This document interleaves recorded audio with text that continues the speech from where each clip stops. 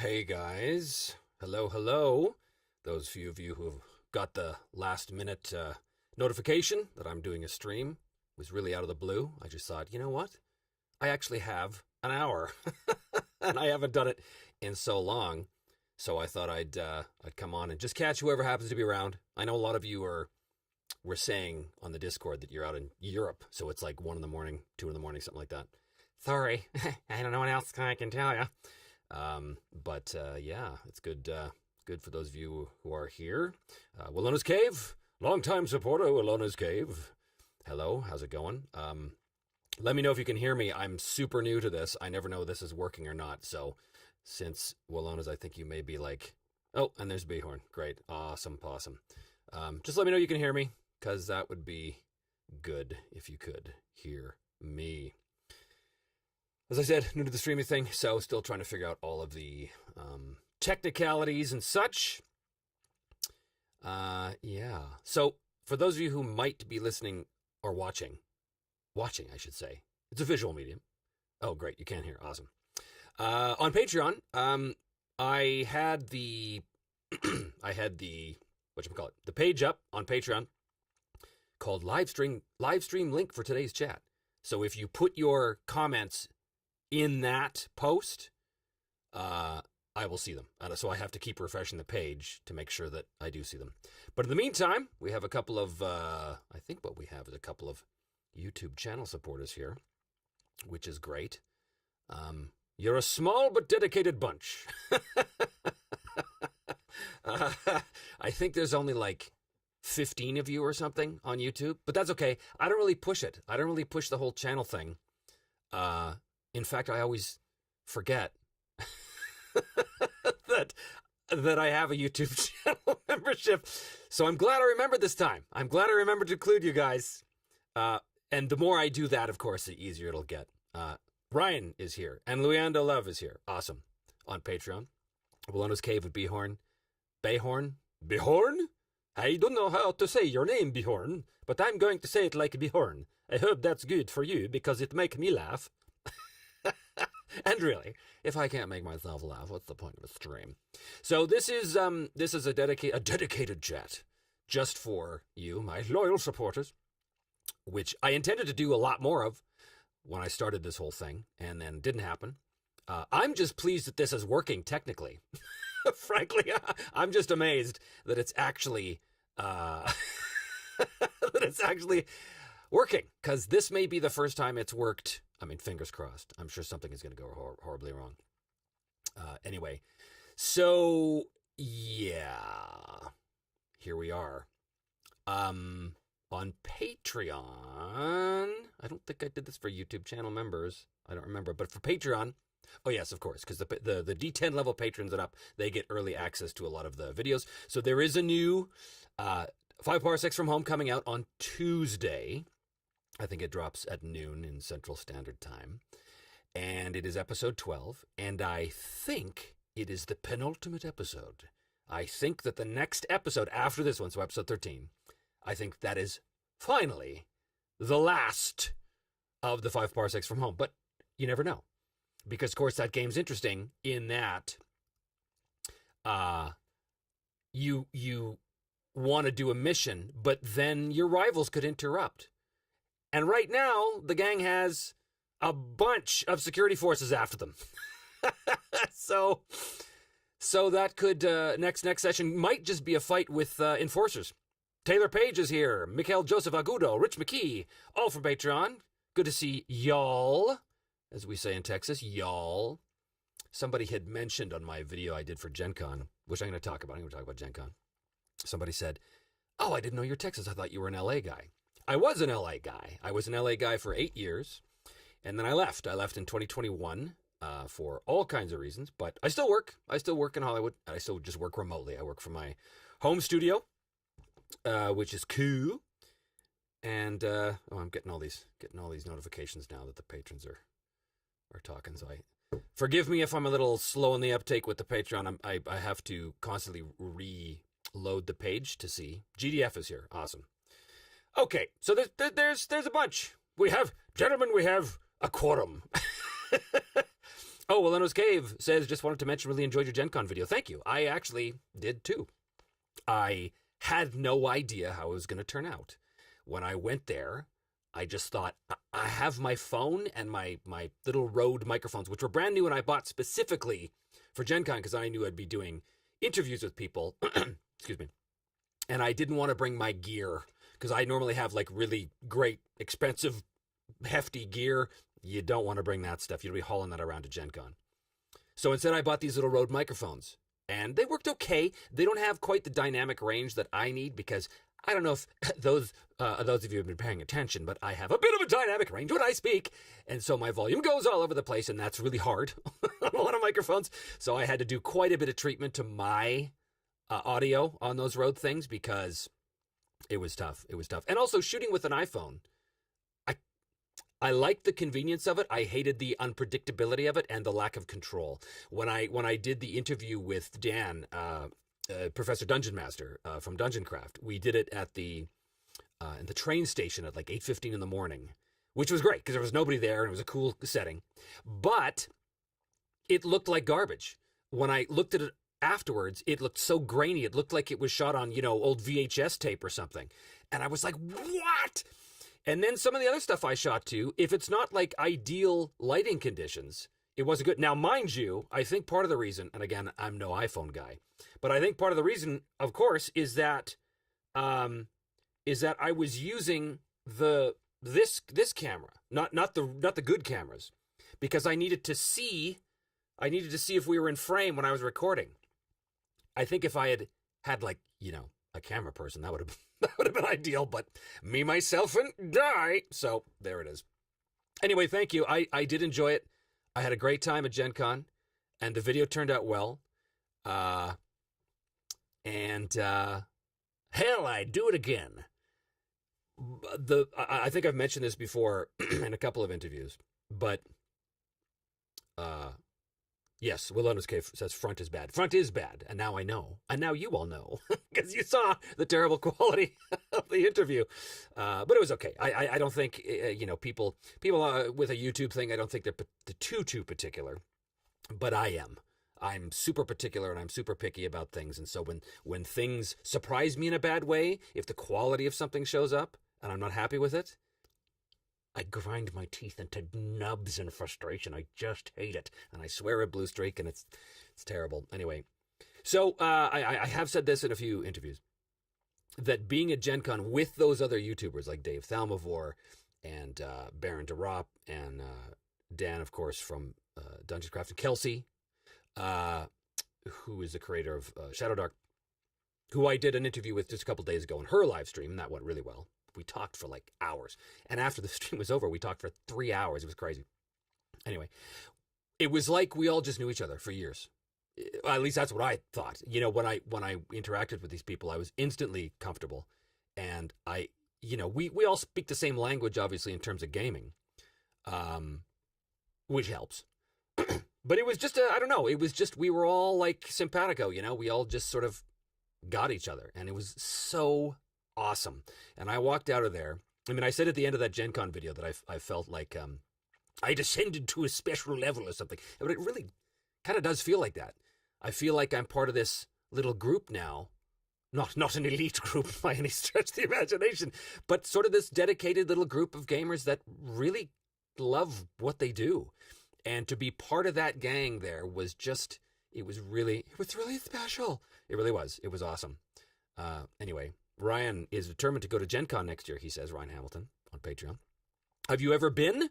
Those of you who are on the stream, tell me, have you ever been to Gen Con? Because I hadn't. That was my first time. And of course, it had been a bucket list item for many years. Since the beginning, I remember when I was a kid in the, late 70s, early 80s, and I would look at Dragon Magazine, and Dragon Magazine, of course, advertised Gen Con every year. At that time, it was at like Geneva, because that's what I was called, Gen Con. And every time I saw it, I thought, I should go to this one day. And that was back before it was a thing. Like, that was still in its kind of infancy. D&D was just beginning to catch on back then. It was nowhere near what it is today. And the convention center in Indiana, where it takes place now, in Indianapolis was I've never seen that many people. Apparently there's I forget what they call it, but it's the stadium where they do the sport ball games. Well, they used the whole floor of that stadium for Gen Con because people needed a place to set up their stuff and play games and stuff. Amazing. You should have seen the amount of people. I mean, I tried to get some indication of it in the video I shot, but those images that I shot really don't do it justice. Crazy. Luando, I'm probably pronouncing that wrong, says, I had never heard of Gen Con until you talked about it. Well, that's interesting. I think those of us who have been around since the beginning always knew about Gen Con because it was just that thing. And then it became this cultural phenomenon with the rise of D&D because of Stranger Things and, of course, the folks at Critical Role, which definitely contributed to it. And then the pandemic, when people had a lot of time on their hands. I guess that's a theory. It's a working theory. Yeah, it became huge. I mean, it's been huge for a long time because it kind of spiraled out of control, I think. Now, again, I hadn't been there before, so I'm just talking based on what I've heard. But if it's anything like Comic-Con, oh boy. There was a time when Comic-Con was about, comics. Not so much anymore. I did Comic-Con in 2016. I was a guest of Marvel because I was doing a lot of promotion for Rocket Raccoon for Marvel's Guardians of the Galaxy, which, of course, I was on. I was the voice of Rocket. And so we did all kinds of panels up there in front of thousands of people and stuff, and it was great, but it's all about movies and TV and stuff.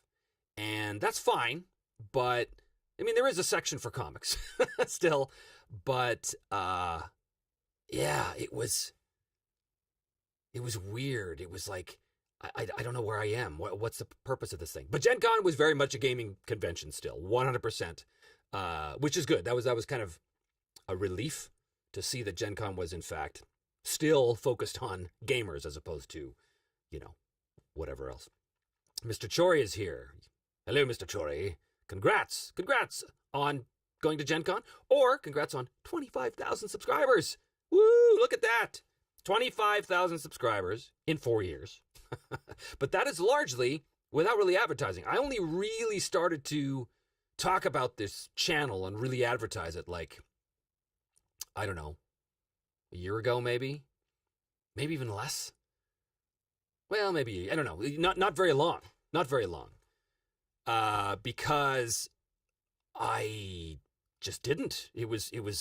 I thought, oh well, people will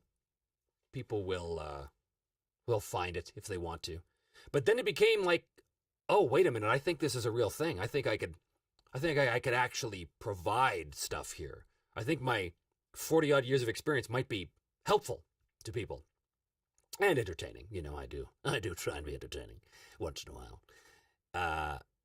So it was great to really dive into it. And there's more, too. Like, there's big things ahead for the channel, which I'm going to talk a little bit about to you guys today.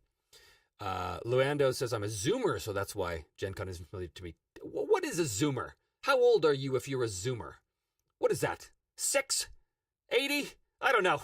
I'm Gen X. Apparently. I don't know the nomenclature of who's supposed to know what. GDF, I'll go across the pond and go to one of these days. Across the pond, I'm guessing that means you're a Brit. I suppose that's what that means. When I see a guy say, I'm going to go across the pond, I assume he's a Brit. Ryan says he's never done any role-playing game cons. It seems like Gen Con and Dragon Con, which has like a million other things going on, seems like 2 to 10. I did Dragon Con in Atlanta a couple years back. Several years back now. Too many people. Too much. And again, I was a guest, so I was there to sign autographs and stuff because of the voiceover work, the cartoons. And too much.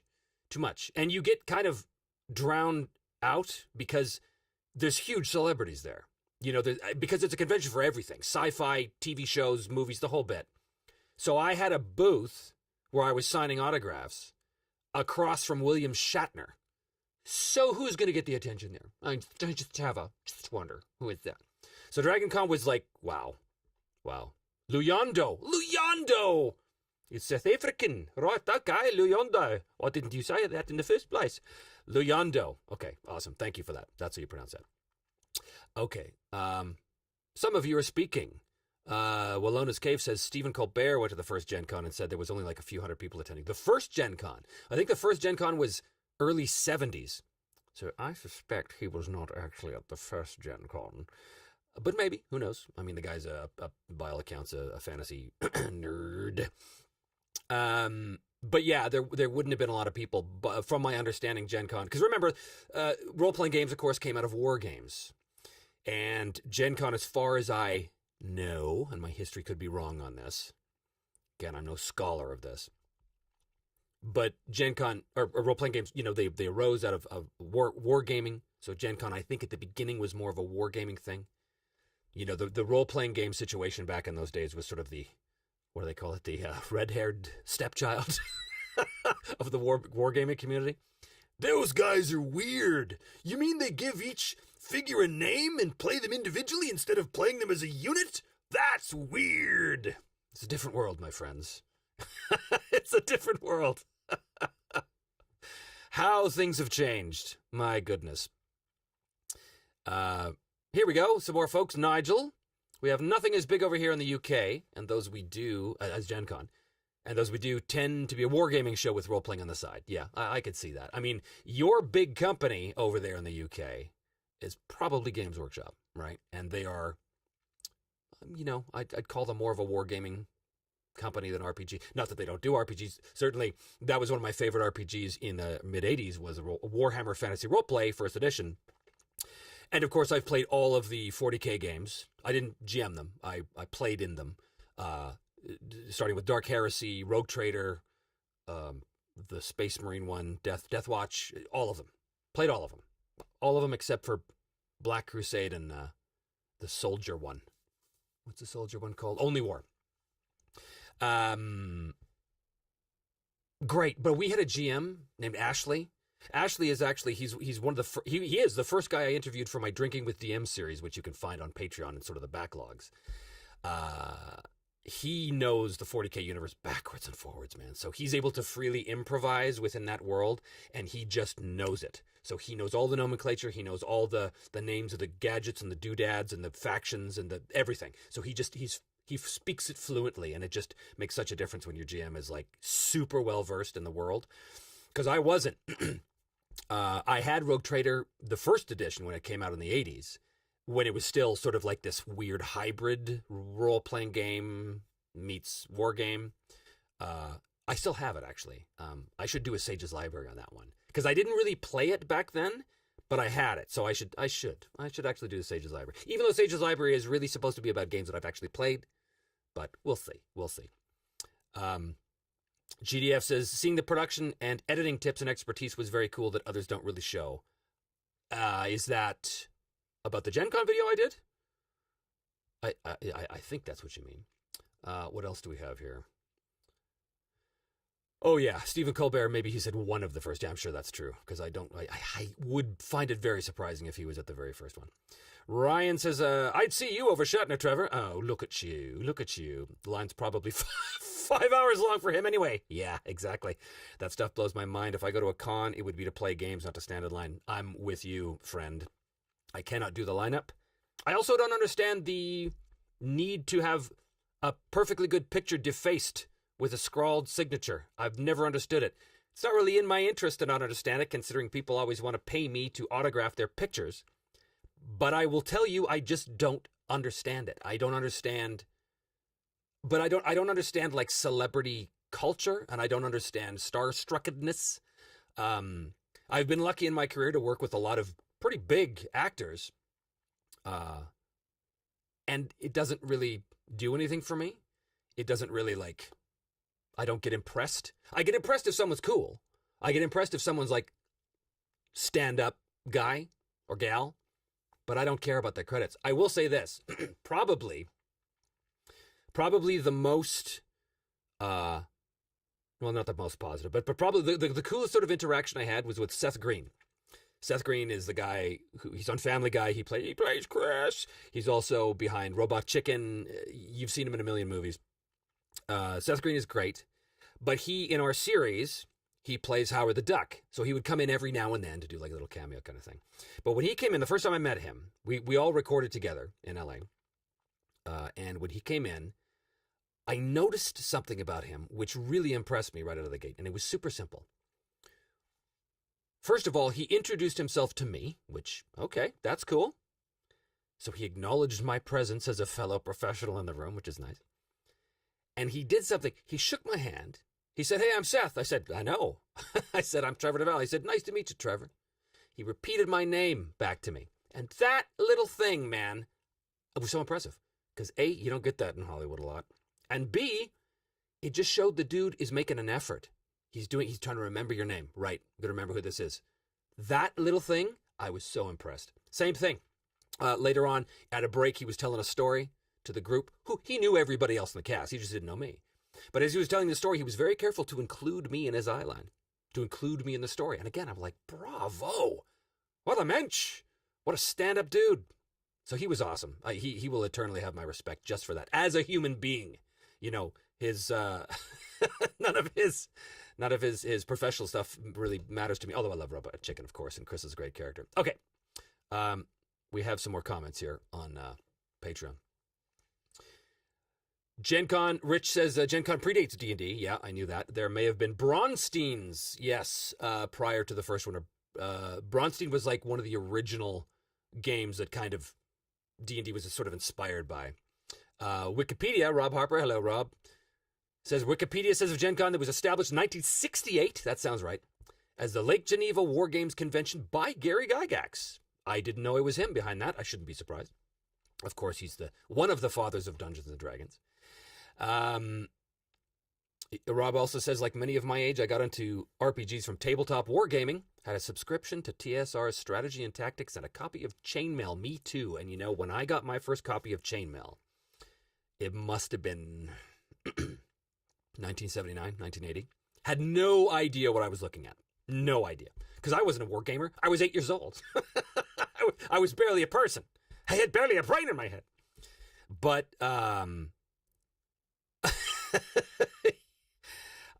I still have that copy of Chainmail. And I still don't get it. I look at it and go, how do you play this?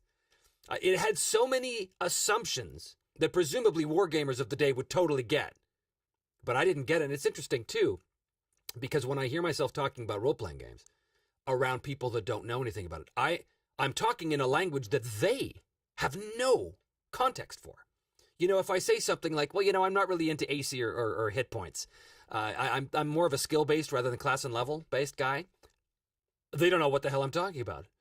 And why would they? It was the same thing as me when I heard the wargamers talking about stuff. And when you read Chainmail, I was like, there's so many assumptions in here that if you don't know, if you're not on the inside, you just don't know. GDF says, when we played Only War, we randomly created our Imperial Army unit using their unit creation, and we ended up being a tank regiment specialized in urban combat. Yeah, good old 40K. Good old 40K. Oh, Nigel says, Woofrup, Warhammer Fantasy Roleplay is a great game, but is deadly, especially compared to D&D. Well, yes and no. Yes and no. It has fate points. D&D never had fate points. Get out of death-free cards. That's what Woofrup had. Yes, it had critical hits where you could have your head cut off. But D&D, well, you know what? You know what's never changed about D&D from the early days? And I do have personal experience in this. You're squishy and you're in danger of death at every step until about 3rd level. And after that, you're okay. And by the time you get to 7th level, there's really not much that can challenge you. And then after 7th level, you're a living god. That has been my experience with every version of D&D I've ever played. And I guess I was hoping that in 5th edition they would have amended that cycle, but they didn't. Because my, albeit limited experience with 5e, just proved that happening all over again. That, oh yeah, okay, right, so they're basically targets for every goblin arrow up until about 3rd level. They reach their zenith at 7th. That's sort of the sweet spot for me, for D&D. It always was, around 7th level. That's when you can start doing cool stuff. The wizards get really awesome spells at that point, all that kind of thing. And then after that, there's just too much to keep track of. Either in the early editions, you had way too much treasure, way too many magic items. You couldn't keep track of everything. You would forget all of the stuff you had to use in a given situation because you had so much.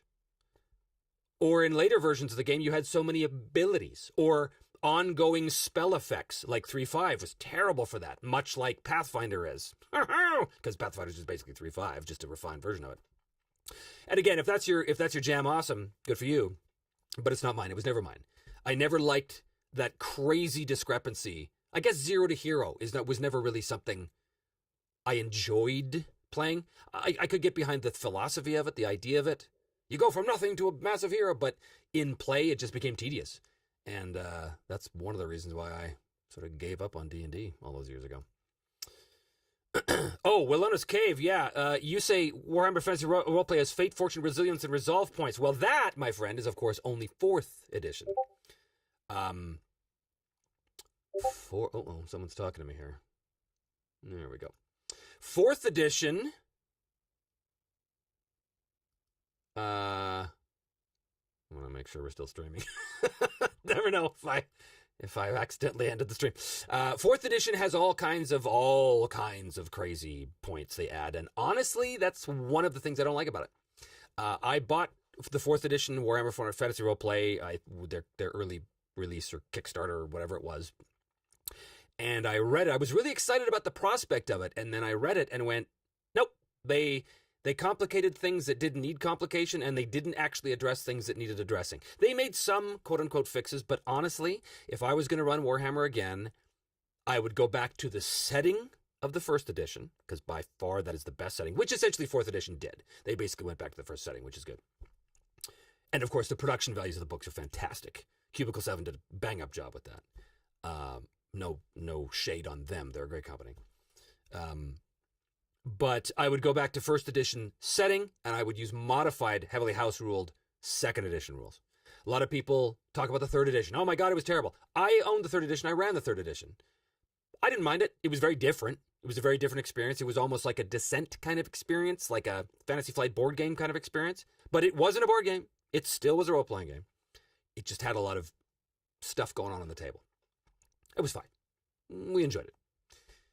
Anyway, where are we here? Have you tried playing co-op in an RPG, asks Mikhail. No. And I don't think I will. And that is very simple. I believe, and here's the old man in me coming out. I believe that there can be only one captain of the ship. I believe that if you have, and here's all the cliches, if you have too many cooks in the kitchen, spoils the broth, so to speak. Now, some of you out there might be going, well, we play co-op all the time and it's awesome and you're evil, therefore. Well, none of you are going to say that because you're all my supporters, I hope. But it's just not my thing. Have I ever done it? I feel like I tried it once, but if I did, I can't really remember, so that tells you what kind of an effect it had on me. I don't know, maybe I'm a control freak. Maybe that's ultimately why I'm more of a GM than a player. I hope that's not true. But it might be true. Ask my players, ask them. So co-op is not really my thing, although I can certainly see a space for it. Totally. Especially if you get a couple of, or 3, whatever, 4 really imaginative players, but no one's a GM, or they can't fight a GM, or whatever the case is, and they say, let's do this together. Sure. I mean, that's a noble pursuit. However you enjoy your game, man, that's all that counts, as long as you get something good out of it. Nigel, this is interesting. Try explaining THACO to someone new to role-playing. Okay, so this is a thing. So for those of you who don't know, 2nd edition D&D, which I totally missed, by the way, I completely skipped, had codified into it something called THACO. Now, THACO existed in 1st edition too, but I never really paid attention to it because what THACO means is to hit armor class 0. It basically means here's the number that your character at this class and level needs to hit armor class 0, and then you can extrapolate from there what you need if someone has an armor class of -3 or +7 or whatever, because remember, in early D&D, armor class started at 10 and went down all the way to -10. Okay? Not this ascending AC that we had with 3rd edition and forward. So THACO to me, I never used because I used charts. The charts in the DMG, the first edition DMG. There was the combat charts where you would just read, 5th level fighter against 2nd level monster or armor class this or whatever the hell it was. You could just see the number. Great. You need to roll that, add your bonuses. Boom. Away you go. But THAC0 is really not that difficult to explain. It's just simple math. And I say this as a guy who cannot do simple math. I'm really not good with the simple math. But I feel like there's been such a huge deal made out of THAC0. Oh my God, how? But honestly, there were so many way more wackier rules in D&D than THAC0 ever was. But nonetheless, Nigel, you're not wrong. A lot of people bring that up as like a thing that can be very confusing to people, and I don't blame them. Hey, Vortac Games. Vortac, you were the one who offered to put my merchandise in your store, weren't you? I think. Here we go. Any chance you might play Star Trek Adventures Captain's Log solo on the show? So, at Gen Con, I was given by the author a copy of that book. Michael, I can't remember his name. But he sought me out, and I think I'm supposed to do their podcast in September to talk about solo gaming and stuff. So he gave me a copy of the book, which is awesome. I'm always loving people give me books. And he was very, very, he really wanted me to have a look at it, and it was clear that he wanted me to play it on the show, presumably. And Modifius as well had a interest. In fact, they reached out to me via email saying, hey, if you want to do this thing. I haven't even looked at it. I haven't even had time to take the cellophane packaging off of the book, to be perfectly honest. But I will tell you this. I will look at it, of course. And I'm sure it's going to be great. But I'm not a Star Trek guy. I'm really not a Star Trek guy. I said before about how my friend Ashley could improvise freely within the Warhammer 40k universe because he knows it cold. I believe. In fact, I was talking with one of my patrons and friends, Nav, this morning on text about this. I believe that in order to be a good GM, you need to know your setting cold. You need to be very, very enthused about it. You need to understand all of the nooks and crannies and details so that if the players do something or go somewhere that you're not prepared for, you are comfortable improvising, right? You need to have a good understanding of the atmosphere so you know how to describe things, of the factions at play, of what the world looks like.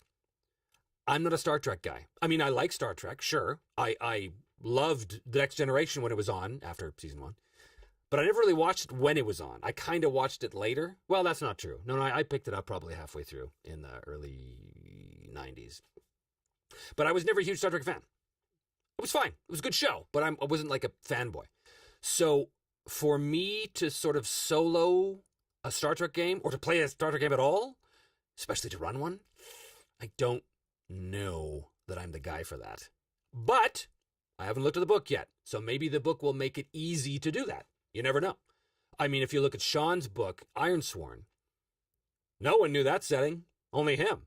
And he makes it very easy to get into that setting because of that book, because he did such a great job. So maybe that's the case. So we'll see. We will see if that's going to be the case. All right. Mikhail, I find that co-op works when others also have GM experience. Yeah, I'm sure that's true. Otherwise, I was basically GMing without prep. Right. Chase, hello, Chase. I can't tell you how aggravated I was when 3rd edition D&D came out. Here we go, Edition Wars. I spent almost 20 years searching for that elusive -10 AC, and now suddenly I want a high AC?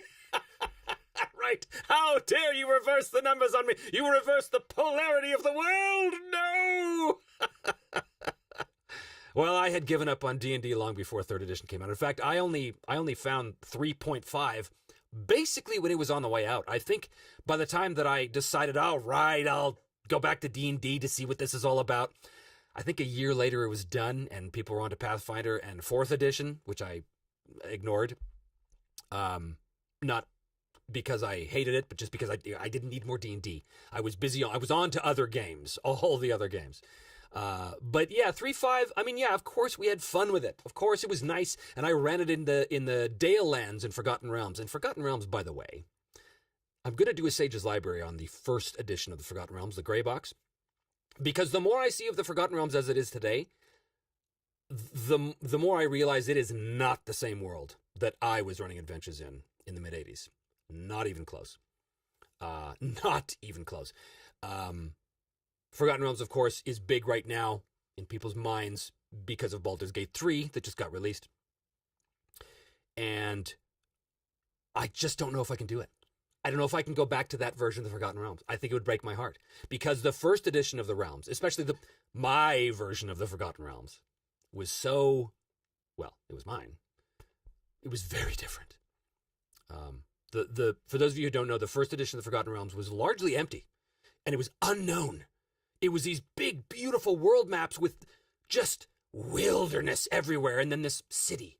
And then this kingdom. And then wilderness. And yes, there was a history, but it was all covered in the mists and shrouds of time and mystery. And it was just great. And now everybody and their dog can tell you every street corner in Baldur's Gate. Everybody, and their dog can walk down the streets of Waterdeep and see the menagerie that it's become. Like, these are player character races? Really? A half dragon and a devil person? I think they escaped from the zoo. They escaped from the Waterdeep Zoo, everyone.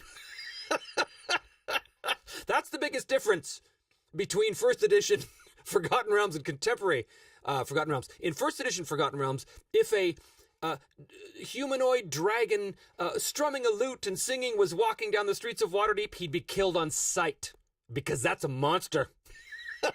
Now, he's probably a player character and you give experience points instead. Anyway, get off my lawn. All right. Falling behind in my comments here as I say all kinds of things that certain groups will hate my guts for. All right, here we are. Ryan. I think co-op is really enhanced by solid protocols to resolve how the final decision is made. Sure. If the group is wishy-washy, things get bogged down and it sucks. That is true for any group, even in a regular group with a GM. The group members also have to be comfortable saying no to contributions from other members that are outside the established tone or setting. Yeah, and that's tough because, of course, we're always told, you got to say yes. You got to say yes to build on what's happening. But if someone doesn't get it, and if they make an offer for the group that's clearly out of genre or is serving to sort of destroy the atmosphere, yeah, you got to say no to that. And as a GM, I have no problem doing that. As a fellow player, I might feel a little more hesitant to step on someone's fun. Don't want to step on someone's fun. But as a GM, I'd be like, no, fuck that, no. No, your idea's dumb. I'm not doing it. It's wrecking the game. Michael Lynch. Hello, Michael. I feel that as a beginner myself to solo role-playing, less tools is better. Oracles, cards, book of tables. Pick something to start with. It may work, it may not.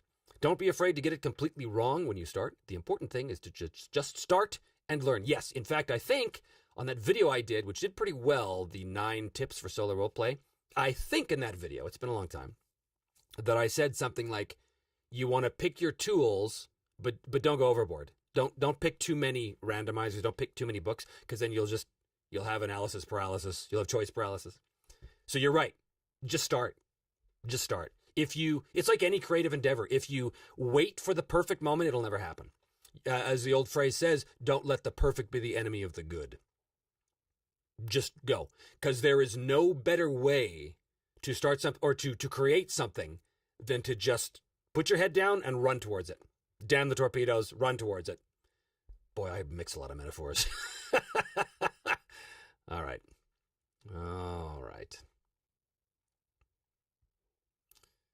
Where are we here?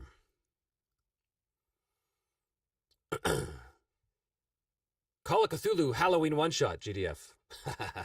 Call of Cthulhu. I do love me some Call of Cthulhu.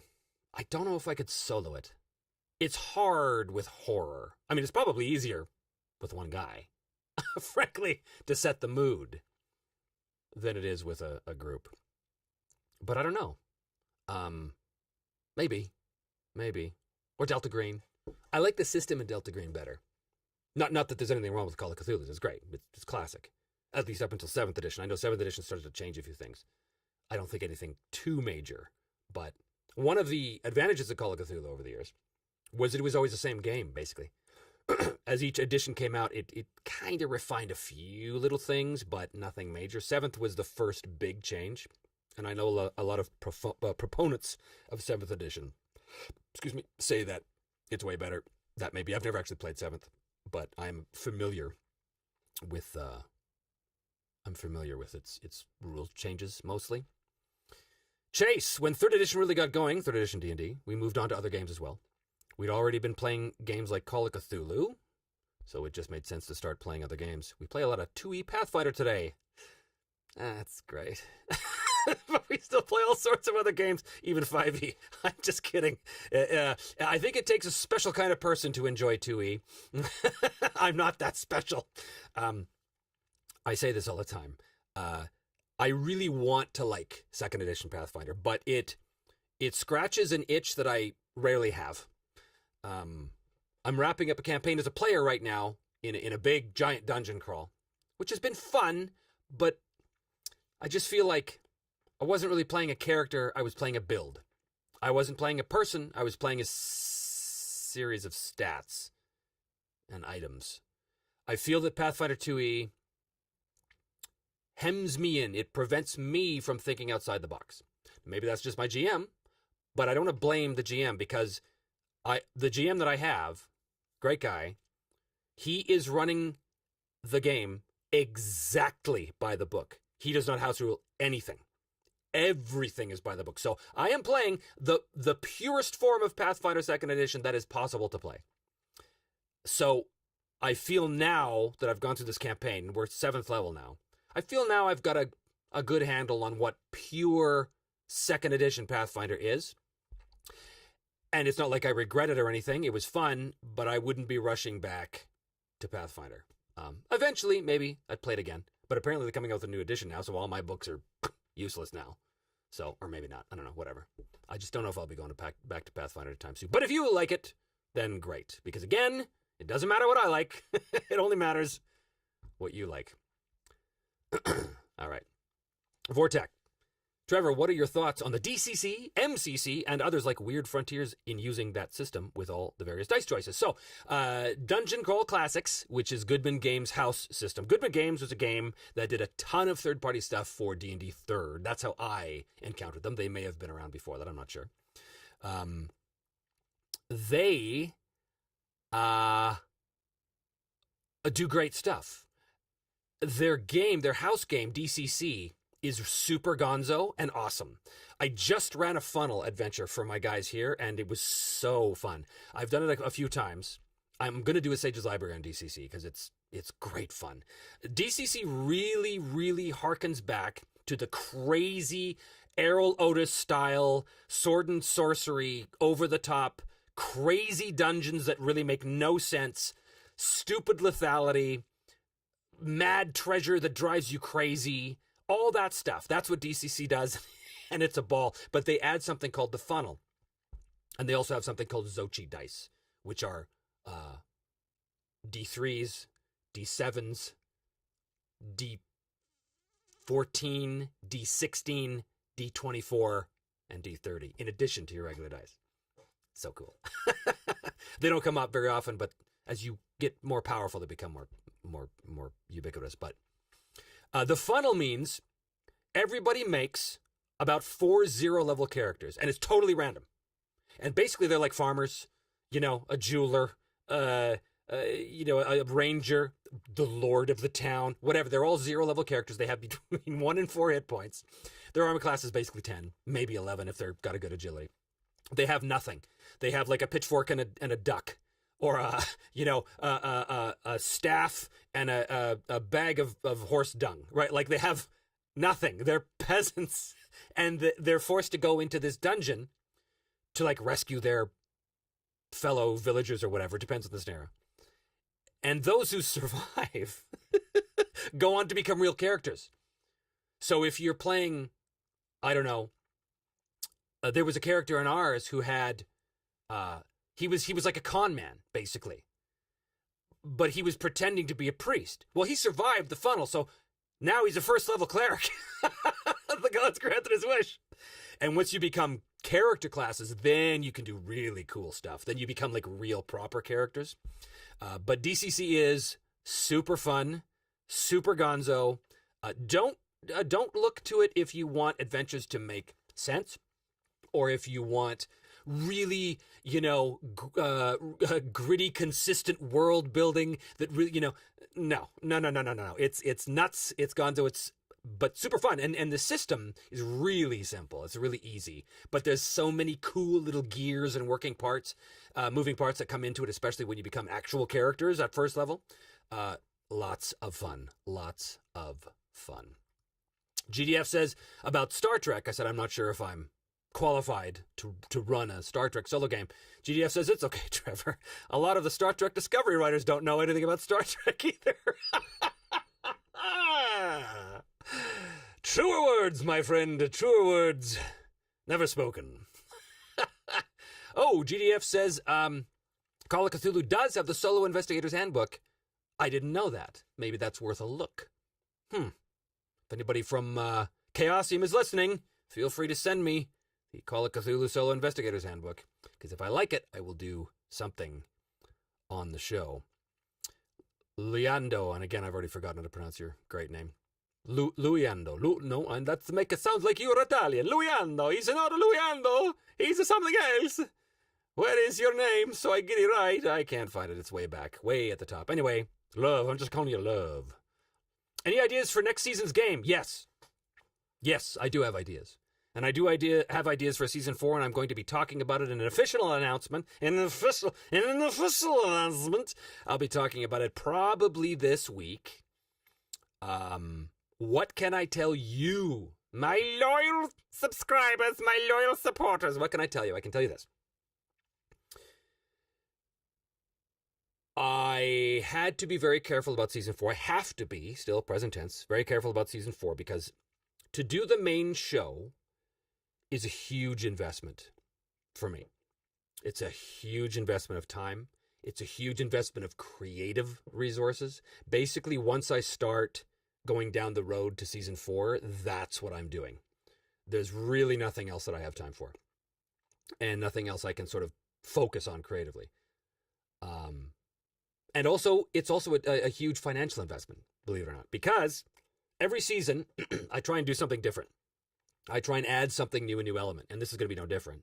I need to build a new set. I need to have a new background because every season has a different set, has a different look to it. And I want to maintain that. But that means I need to change up the studio. And that's always a pain because I don't have a huge amount to work with in terms of space. So also I have to get new minis and new terrain because the stuff I have probably won't, well, I know it definitely won't cover it. So I need all kinds of new stuff. I need to commission new score because I do original scoring for each season. Not for the entirety of the season, but like the main themes I have. So I need that, and that takes time and money. And I reach out to various composers that I've worked with before, and they're fantastic, but you never know if they're going to have time or not, so maybe I have to get somebody else to do it.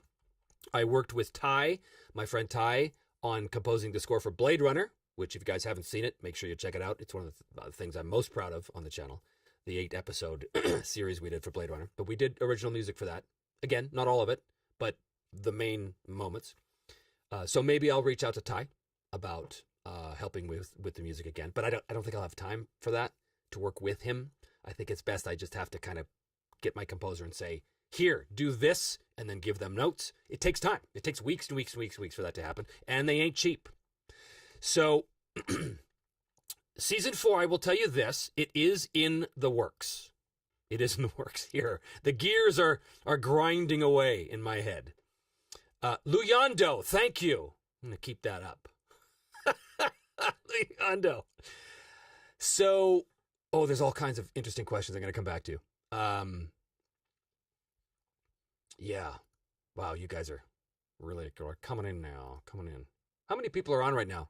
17, 18? That's cool. Like I said, I knew this was going to be small and intimate because it was so last minute. And it's nice. It's nice just to talk to you guys, my supporters. It's cool. So season 4 is in the works, but I cannot tell you when cameras are going to roll on it because I don't know. And I don't want to give you a time frame and then have you disappointed if it takes longer than that. Just know that A, it's in the works. I'm actively considering things and I'm actively taking steps towards it now. And B, there's all kinds of stuff in the meantime coming up. I have so many projects on the channel that I'm very excited about doing. One of which I've been meaning to do for a year now, and I haven't had a chance to do it, and that is an overview of Martin Knight's D100 games.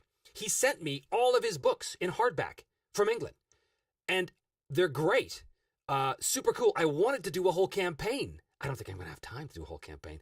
I might have to just do sort of a quick review of them, which kind of sucks because I wanted to play them.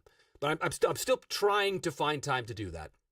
Martin's been so patient because he sent me everything. He sent me everything he's ever done, which is amazing. And I'm running out of space in my library now. I have to add shelves. Got to keep building up. But that's something I want to do. Still, I said I was going to do it this summer. Well, the summer is just about over. So I don't know, guys. I've got so much on my plate. But just know that season 4 is in the works. It has begun. Okay. Where are we here? Where are we?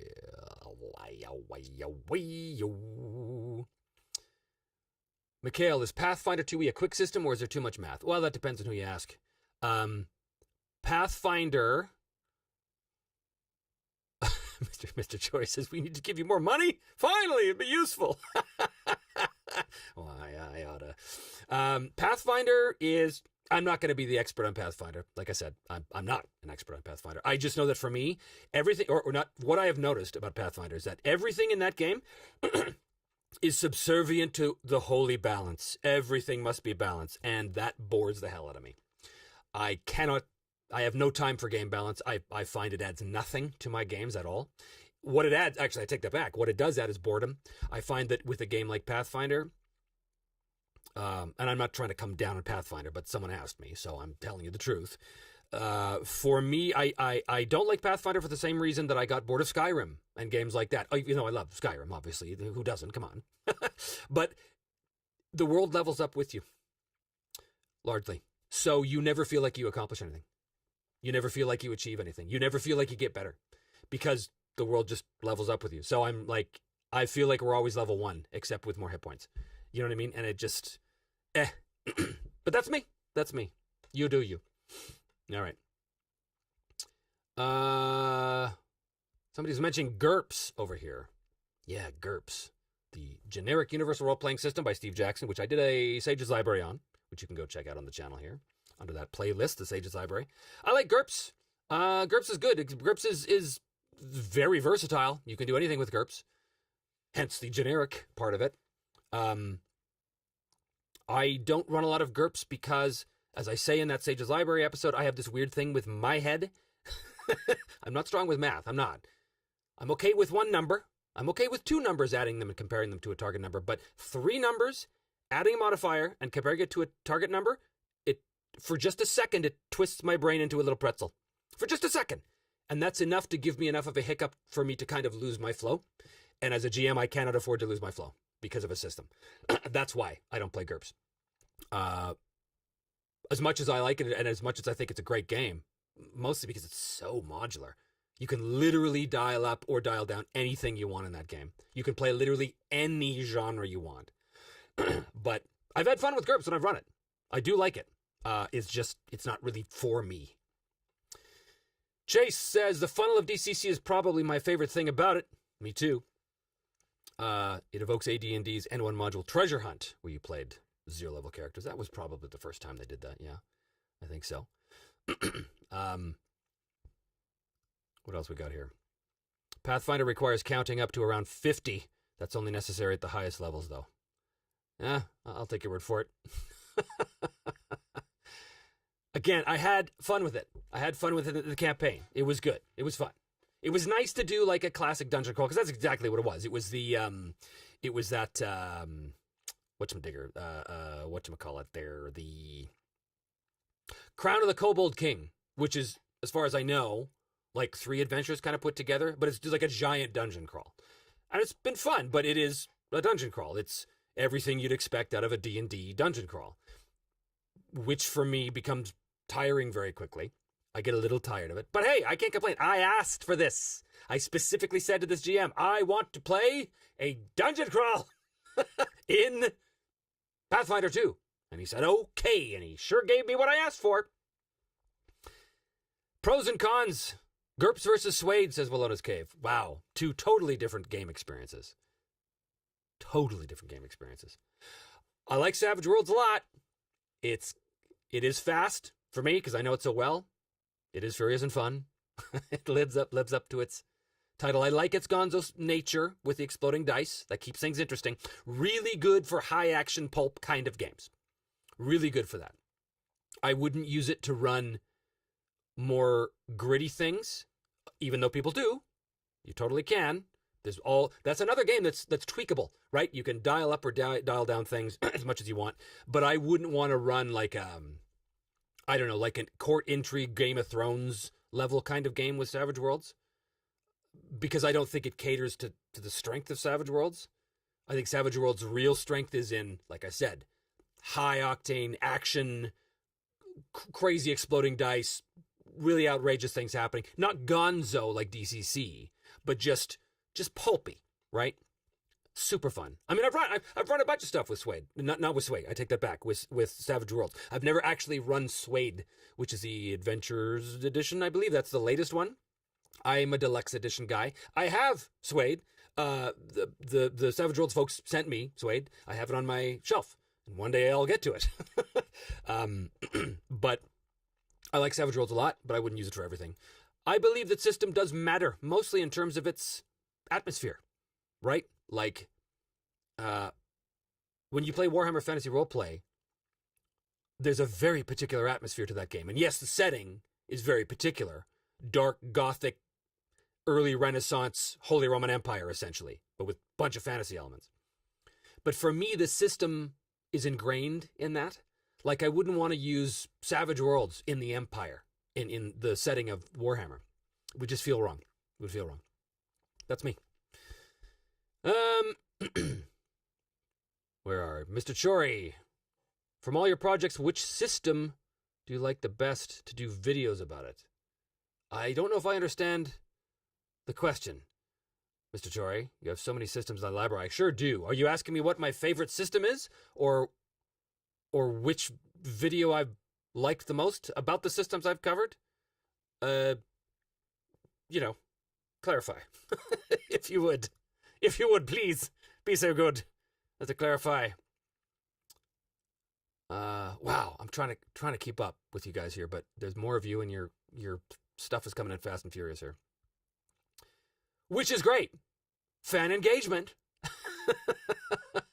All right. Chase says GURPS is far more crunchy than Savage Worlds. That's true. I mean, it can be. It doesn't have to be. The base of GURPS is pretty simple. But no one ever plays basic GURPS. The reason why you play GURPS is to be able to use the various options, right? I agree that Savage Worlds is much lighter than GURPS is in its perfect form.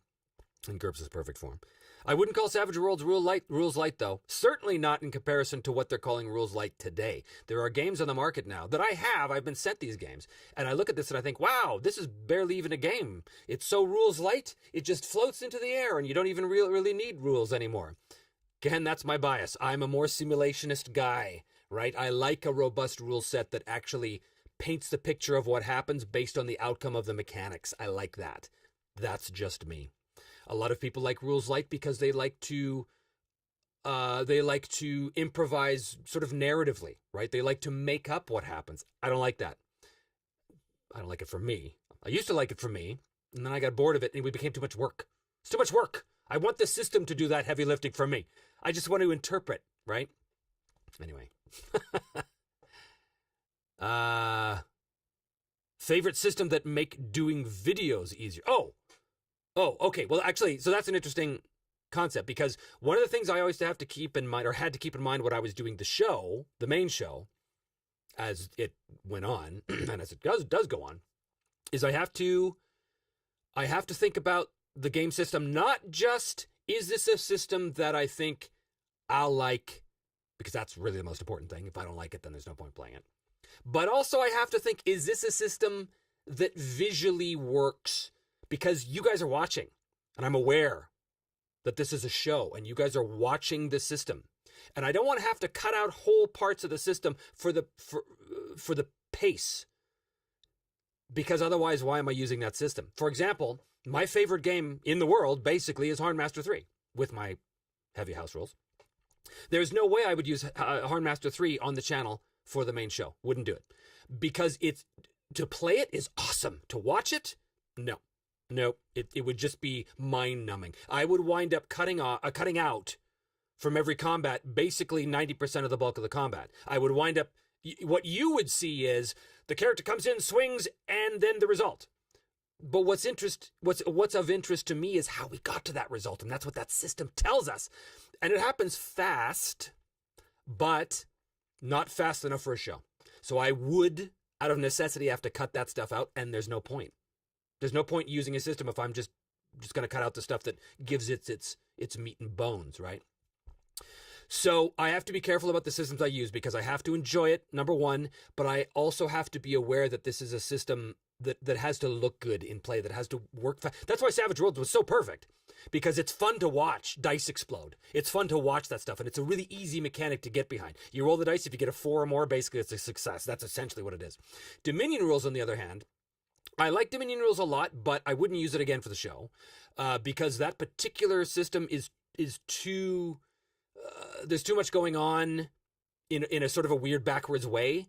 And a lot of people have said, yeah, I kind of tuned out a lot of the time when a fight would happen, including me. That happened to me towards the end. And again, no knock on Dominion rules. I think it's a really tight little game, but it's not really super appropriate for what I'm doing on the show. So there's that.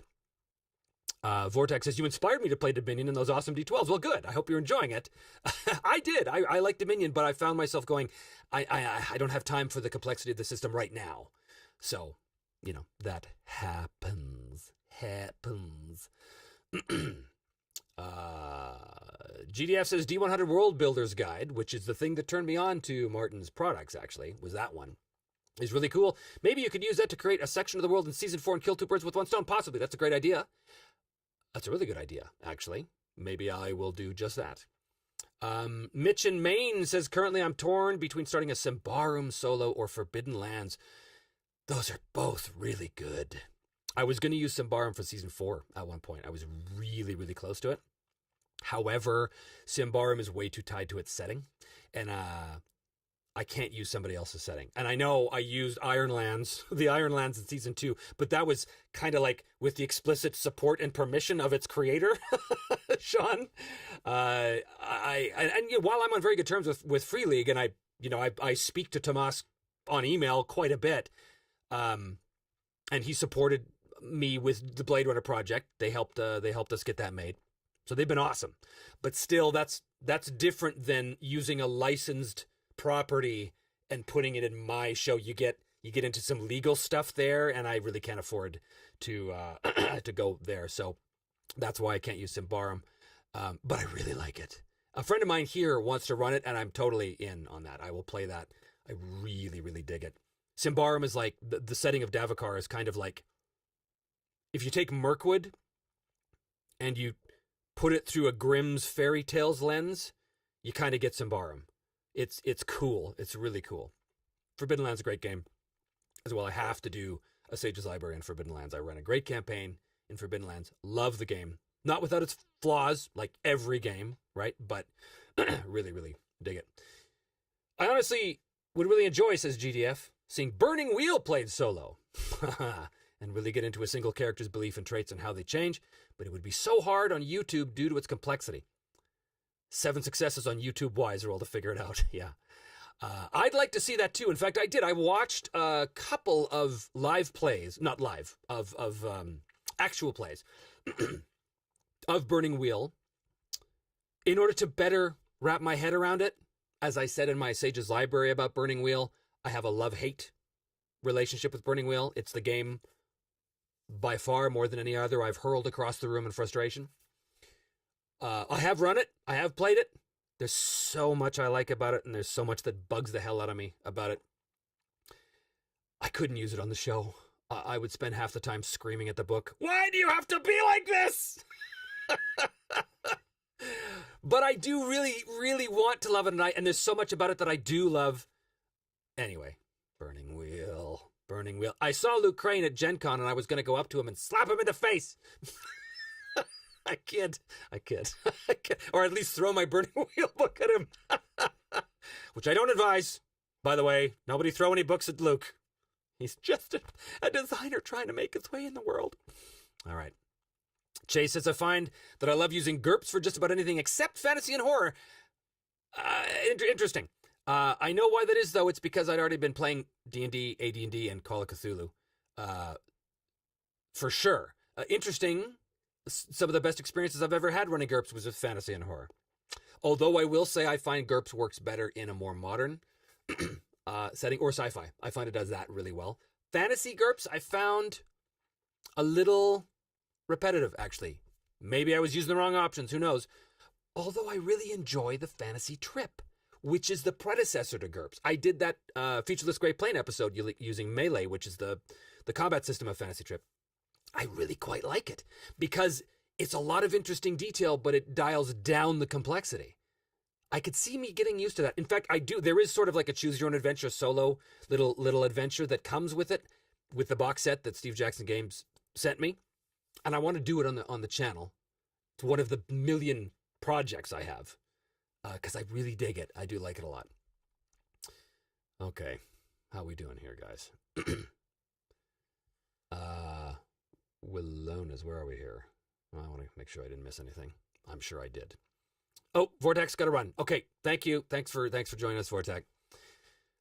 Oh, Chase, look at you. You're a patron and a YouTube channel member. Look at you, double dipping. Are there any plans to bring Symbaroum to the channel, even if it's just a short one-time video? Yeah, I do. I think I'm going to wait till I play it, and then I'm going to do a Sage's Library about it. They've sent me a lot of books, and I really dig it, and it's such a beautiful game as well. I gotta give it to Free League, man. They produce killer stuff.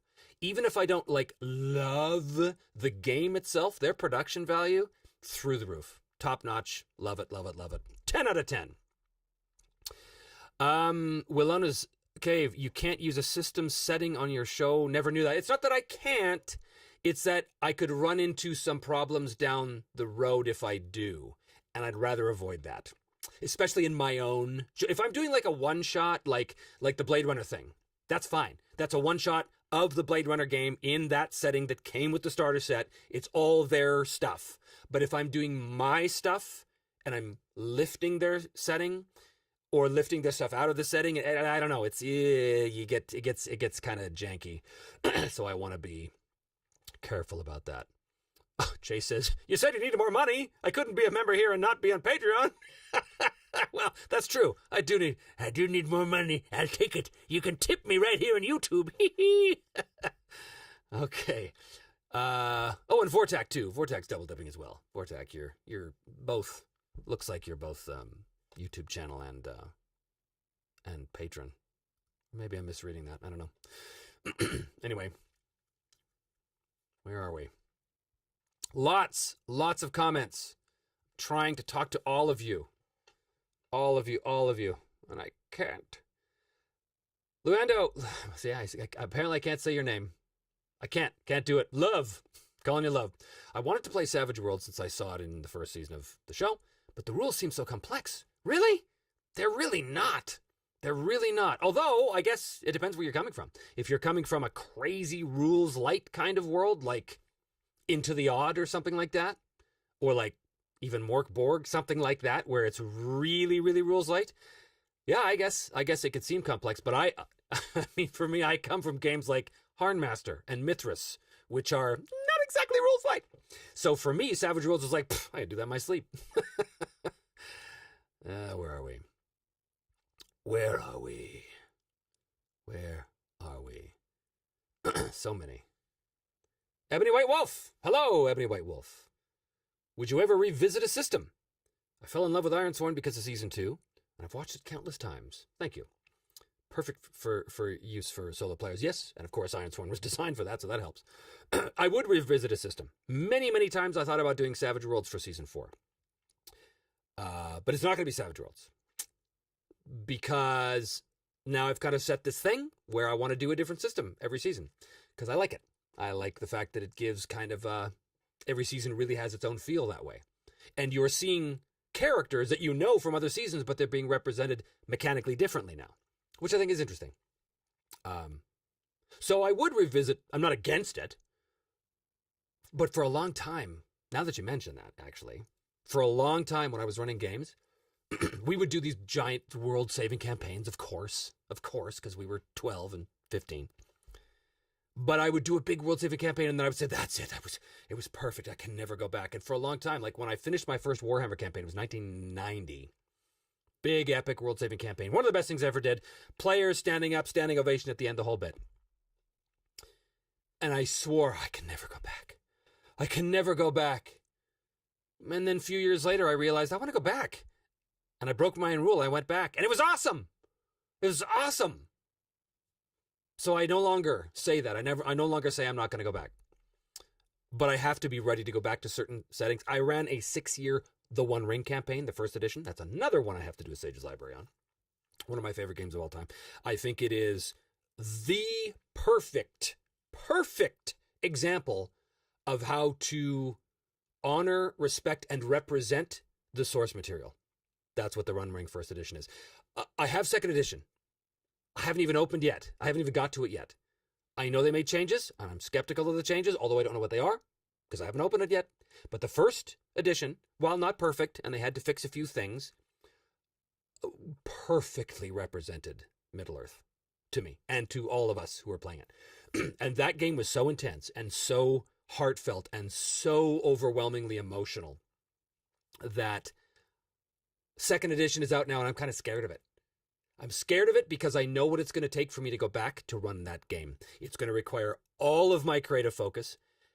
And also, I'm scared to open it because I know as soon as I see that again, I'll be pulled back. I will hear the sound of a trumpet calling me home to Minas Tirith. I know I'll be called back to Middle-earth. And I can't go there yet. I can't go back yet. I've got too many things to do. So sorry, Middle-earth, you have to wait. But I will go back. Middle-earth.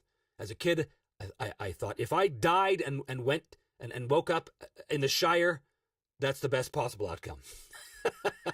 Nigel, good night. Past midnight. Thanks, mate. Okay. Chase was happy that Fantasy Trip was on the channel. Me too. Fantasy Trip, I was sitting on my shelf for a year. And for a lot longer before that, because I had Man to Man, which is the GURP supplement, which is again, sort of a proto-GURP supplement. It's essentially like Melee from the Fantasy Trip, but for GURPS. So it was really complicated. And it was one of the first things I ever saw from GURPS, and I was very young. And I went, yeah, I don't know what this is. But now I do. Anyway, it's been sitting on my shelf a long time. I'm glad I got to it. Oh boy, Eric Downing. Hello, Eric. If you were to use a world to use, which world would you use? Well, my own, obviously, for the show. I will only use my world, even though I used the Ironlands. I've sort of been tacitly been given verbal permission to use the Ironlands in my own world. But my own. For the main show, I will not be using anybody else's world. It's my own. Because ultimately, I would love to release a setting book for it. That would be awesome. But there's not enough there yet. It's not fleshed out enough yet.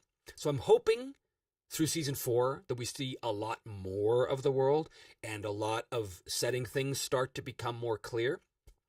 Because if it does, then I'll be able to put together a setting book, and that would be cool. That would be cool, like a cool Kickstarter project, maybe, if enough people are interested. So let me know if you're interested in that kind of thing, and if you would support it on Kickstarter when the time comes, because obviously I'd need all the help I can get. This is part of the reason why I release this newsletter too, in the hopes that in the future I will be able to provide you guys with concrete stuff like a setting book or a game book or whatever it is. But I need to sort of prove to the authorities of Kickstarter and such that I have a base that is willing to support that. So that takes time. So if you haven't signed up for the whatchamadiggor, oh, look at this. I totally forgot about this. Boo! Haha, look at that. sign up for the newsletter. I forgot I had this little scroll. I knew something would go wrong technically. I knew it. Anyway, we have the MeMyselfAndI.com newsletter now. Sign up. I'm not going to bombard you with crazy sales emails or anything like that. It's just basically a way to keep up with what's going on. I put a little behind the scenes stuff in there as well. And of course, there's like a little discount code every time for stuff in the shop. And speaking of the shop, we're trying to create more types of stuff to put up there, because right now it's really very limited, the kind of things we have in the store, because it's just us. We make everything by hand here. So it takes a long time. Anyway, where were we? Oh boy, I've got two different streams here, two different streams of questions, so I'm trying to get on them. Bayhorn says, is the featureless Gray Plane videos the one-shots that you announced a month or so ago? Not really, but sort of. So yes. Sort of. It's a halfway point. Chase, you mentioned Mork Borg. Is that something that might show up at some point, or Cyborg? Probably not. Mork Borg is really cool. Again, super tied to its setting. It's 2 rules light for me.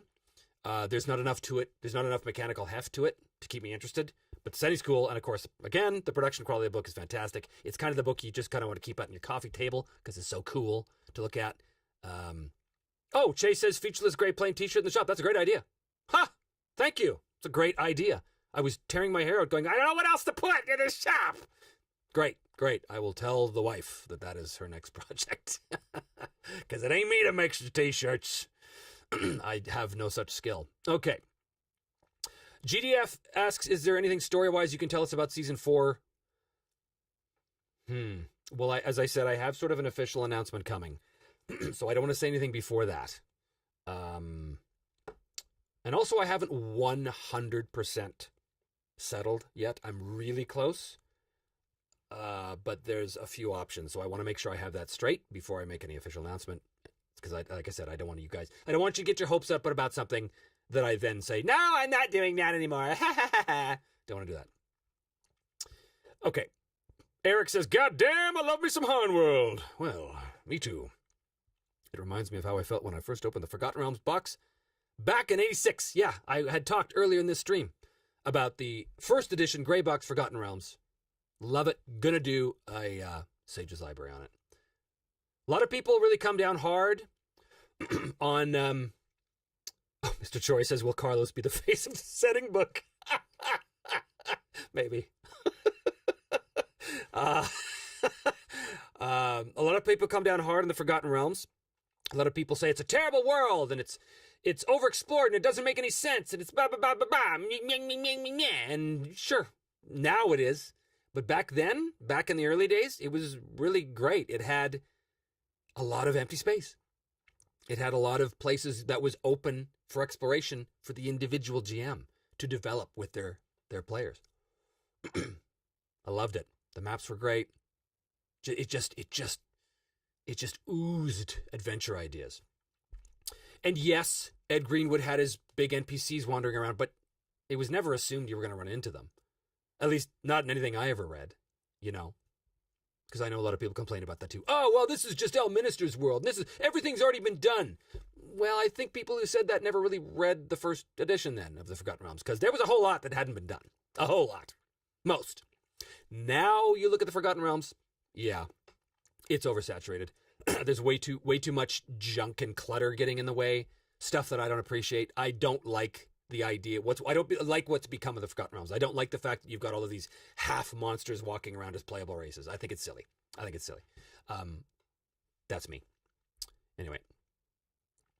Chase, wait. So first edition Harnworld box set came out the same year as first edition GURPS box set. I don't know if there was a first edition GURPS box set. The first edition of Harnworld came out in 82, 3, maybe? I don't remember. Around there. GURPS had been around, well, the Fantasy Trip had been around since the late 70s. I don't know when GURPS itself became a thing. I only came to GURPS really in 3rd edition, and I bought it like when it was already way. I think I bought GURPS 3rd when 4th was starting to come out. I was late to the party, just like I was late to the 3.5 party.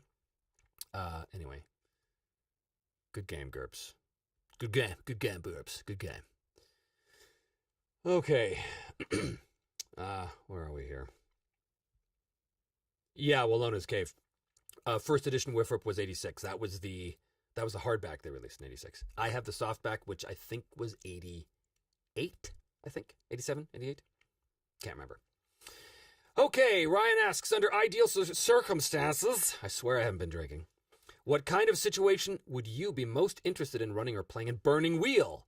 Since the system could do so much, I always find myself being non-committal about what I want to focus on.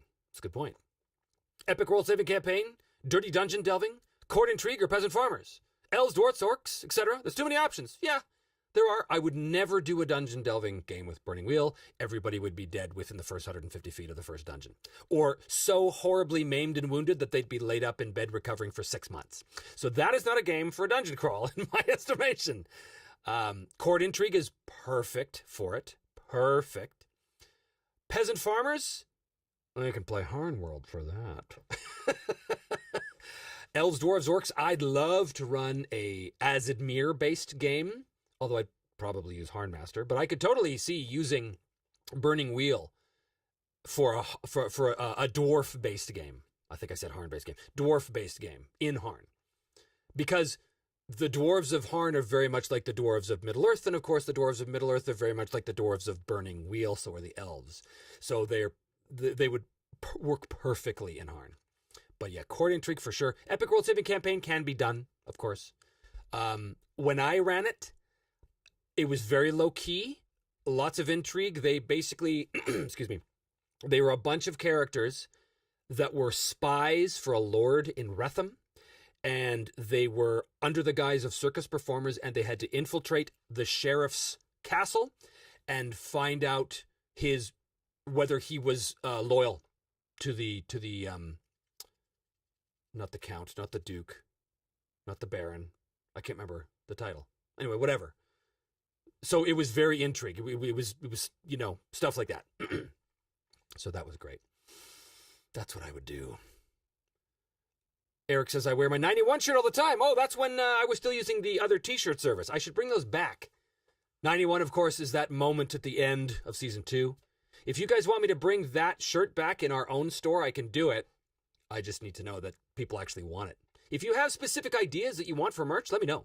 Because like I said, we can do it ourselves. We can't do everything, obviously. Like, we're trying to figure out how to do things like, metal water bottles and stuff, but some stuff is beyond us right now. Again, we're just a simple mom and pop shop. We do everything ourselves.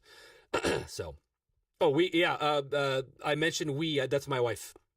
She's the crafty person, so she does all that stuff, which is fantastic because, like I said, that's not a skill I have, nor is it time that I have for such things. I don't think Mork Borg makes a good coffee table book unless you like the Addams Family or something. Good point. It's a very, very particular style of book to have in your coffee table. Ooh, what are we doing here? We are at 1 hour and 26. Wow, this has gone on a long time. I'm amazed so many people showed up. It's great. I'm surprised. I'm delighted and surprised. Where are we here? I'll do a couple more and then I'm going to call it because I've got to go eat. I'm fading away. Mitch in Maine. I find that when the minutia of rules in various systems gets in the way, I ignore and move on until I learn the system better. What is your balance between following the rules versus following an instinct? That is an awesome question. And I'm kind of torn on it, to tell you the truth, because that's a lot of advice you get from experienced game masters and others who say, what's paramount is in the moment, you keep the pace up. So if you don't know the rule, just make something up and then look it up later. That grates on the OCD part of my brain because I've become obsessed with learning the rules correctly. So I will take the time to look it up if it's not going to kill the pace. Or I'm lucky to have players that are very good with that. So I'll say something like, I'm not sure what that rule is, look that up. And then I'll continue with like another player's character while that other player's looking it up, and they'll say, the rule is this, and I'll go, okay, great, boom. So I kind of try and juggle it a bit. But I guess if I have to answer your question, I fall on the rules side instead of the instinct side, which you might be surprised, considering that I'm such an improvisational guy and the whole show is about making stuff up. But the show is about making stuff up based on a mechanic. I prize mechanics. I prize good mechanics. They help me interpret. They help me tell the story. They help me describe what just happened. The more rules light a mechanic is, the more work I have to do to describe what happened, and the more effort it is for me as a GM. I don't want that effort. I don't want that. I want the damn game to do that for me, but not all games do. You know, it's tough, and it's very tough to find a game that gives you the complexity I require and still be playable and still be fast. That's right down the middle. For me, that's Hardmaster 3. But for me, a lot of people would look at Hardmaster and go, how do you make this work? But for me, I've internalized it so much, I can make it sing, right? Or I did 10 years ago when last time I ran it. But I firmly believe, for me, again, this is just for me, this is not one true wayism, but for me, I follow something I call roti. Roti, you know, like the Trinidadian food, you know, roti. That's not the roti I'm talking about. Roti is an acronym. Return on time investment is what that stands for. I want a system to give me great detail, but that's going to take an investment of time in the moment in order to get that detail. So if I'm going to take the time to potentially interrupt the pace of the game, then the detail I get on the other side has to be worth it. And that is a very fine line to walk. And it's going to be different for everybody, right? Everybody has totally different priorities and desires and opinions and all that kind of stuff when it comes to game design and game systems. So it's totally subjective. But for me, it's entirely about, I want that complexity, but not at the expense of pace, not at the expense of taking too much time to arrive at it. And as I said, you know, you could spend your whole life looking for a game that does that. I was able to make Hardmaster do that. Hardmaster by itself didn't do that out of the box. It didn't do that. I had to soothe it. I had to adjust it and massage it, right? But it's got great structure to allow someone to do that. Chase. Oh, you're tracking a blue streak here, Chase. The unofficial Dune RPG that was for Burning Wheel made me want to check it out so bad. Too bad the damn thing was stupidly expensive because of how rare it was. I don't know anything about it. I'm not a big Dune guy. That's another setting that I can't quite figure out. It doesn't do much for me. It doesn't Dune much for me. It's great, but like I've tried to read the books like 5 times. I can't do it.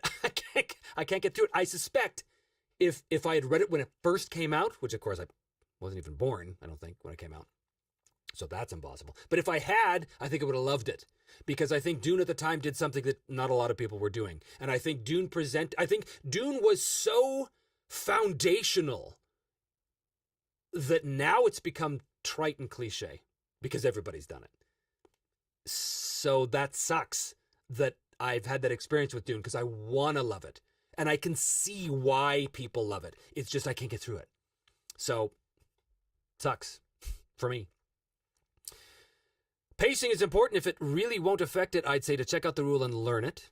There are far too many games I played as a young teen that I realized later I'd been playing wrong. I hate playing things wrong. And I'll tell you, on the show or on the channel, when I'm playing a game or I'm representing a game or doing a featureless Great Plain or doing 5 parsecs from home, I hate when I make mistakes. And I always make mistakes. It is inevitable. Especially when I've got 35 different games running through my head. Of course, a rule's going to slip by. Of course, I'm going to make a mistake. It's impossible to do what I do and get everything right. And it drives me crazy that I can't get everything right because I'm a perfectionist. The quality of my work, I believe, has to withstand the scrutiny of the viewer. And if there's any little mistake, I lose sleep at night. Most people don't even notice the mistakes, but I do. And they drive me crazy. But I'm human. What are you going to do? We all make mistakes. And there's me. I don't have a production team. I don't have a group of editors or camera people or anything. It is me. That's another misconception. People seem to think that I have a team. I have no team. It is me and my wife does the merch. That's the team. I do literally everything. I operate the cameras, I operate the sound, I do the lighting, I build the terrain, I paint the minis with, some of you have sent me painted minis. Thank you very much. Thank you very much. It's very helpful. I learn the games. I buy the games a lot of the times, or I've been given the games by companies, so thank you. Those of you guys, the companies who have sent me stuff, very much appreciated. I do everything myself. I do all the editing, all the post work, the music, the effects, the sound mixing, the color balancing, such as it exists. I'm really terrible at color balancing, but I do my best. All of it I do myself. So it's a lot, man. I try and make it look like it's very easy, because that's, hey, hooray for Hollywood. That's the whole magic, right? Is to make it look easy. It ain't easy, kids. Believe me, it ain't easy. Anyway, what else we got here? So much. But I will have to go soon. I think this has been really successful. Lots of great conversation stuff.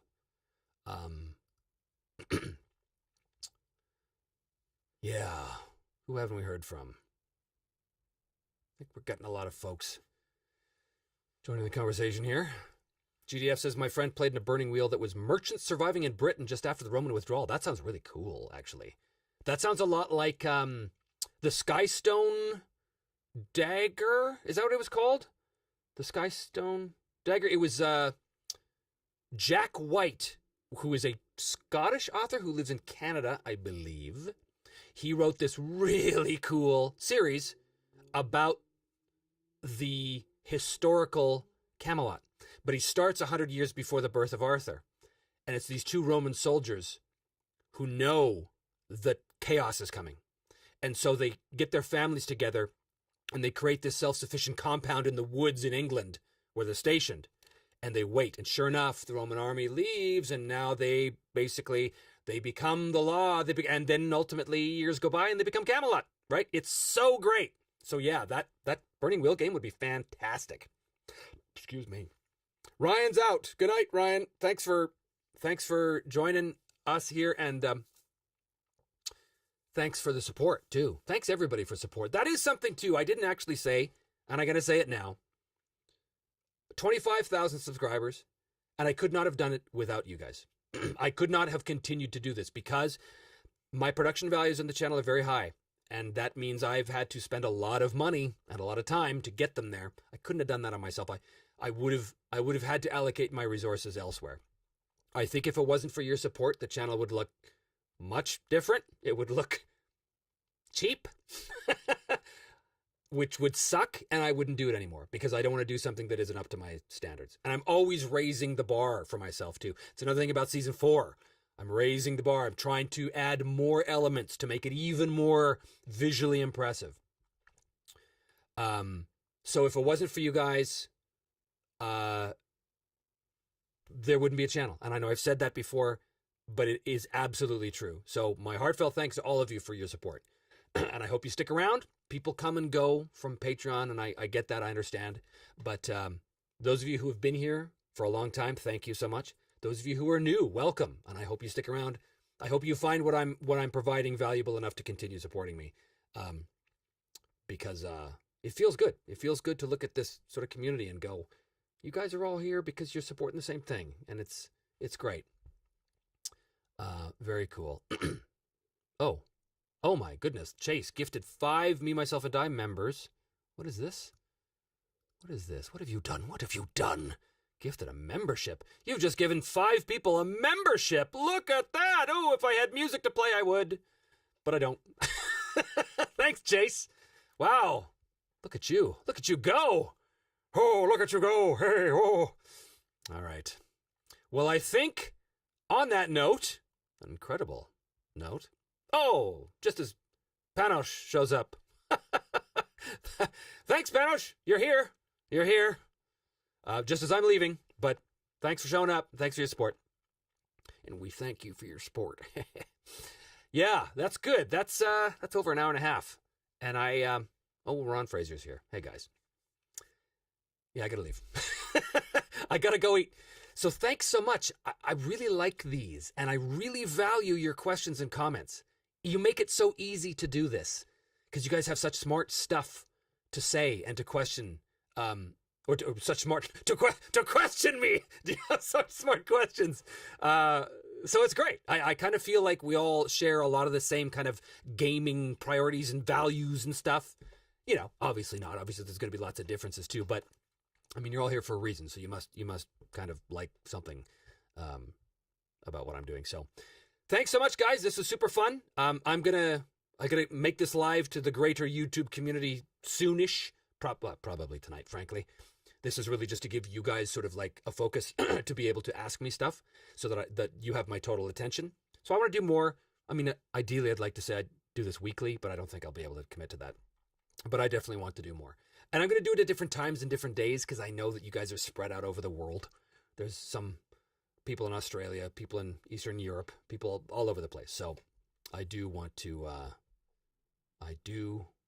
do that. So thanks so much. I'm going to figure out how to end this stream without looking stupid. So thanks, everybody, and we'll see you next time.